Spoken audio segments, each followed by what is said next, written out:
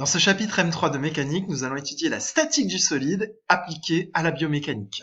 Une des applications de la statique du solide, c'est l'étude du corps humain qui peut être modélisé par un système de barres rigides. Et on va étudier les leviers que constituent les différentes barres rigides, par exemple du maintien du crâne ou de la pointe de pied ou alors de l'articulation au niveau du coude. La difficulté pour ces systèmes à bras de levier, c'est qu'ils ne peuvent pas être réduits à des points matériels. Car en effet, la barre rigide constituant le levier est soumise à plusieurs forces, mais qui ne s'appliquent pas au même endroit sur la barre. Et donc, nous allons devoir avoir une approche solide de l'étude mécanique, c'est-à-dire étudier les forces qui s'appliquent sur l'ensemble du solide en plusieurs points. Donc la première partie du cours permet de préciser un petit peu le cadre du modèle, donc du point au solide. En fait, un solide, il peut être modélisé par un ensemble de points, donc M indice K.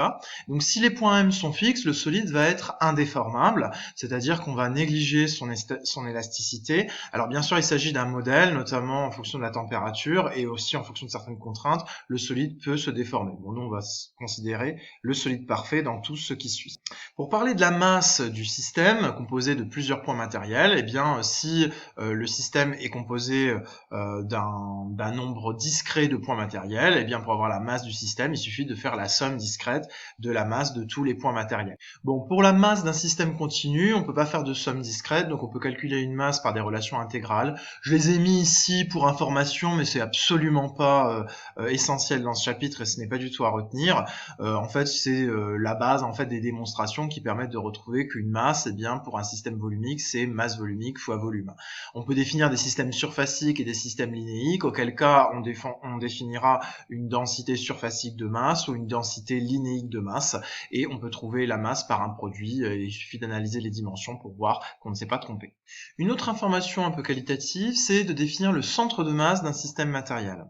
Donc le centre de masse, il est souvent noté G, c'est un point de référence pour le solide matériel qui constitue notre système, et on le définit comme le barycentre des points M indice K qui constituent le solide réel.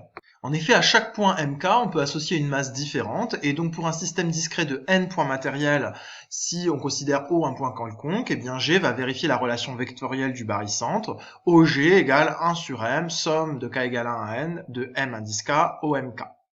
Donc en fait, on vous demande juste de retenir quelque chose de qualitatif, c'est-à-dire que le centre de masse, ça va être le point où finalement est concentrée la majorité de la masse du système.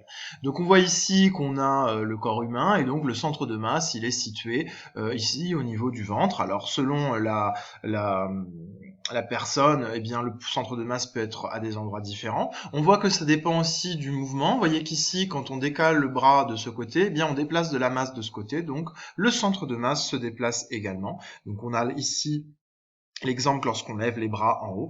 Bref, il faut juste retenir que ce centre de masse, c'est bien le barycentre en termes de masse du ce système solide considéré. Donc pour les solides usuels, si on dispose d'une boule homogène de rayon R, le centre de masse, ça va être le centre haut de la boule.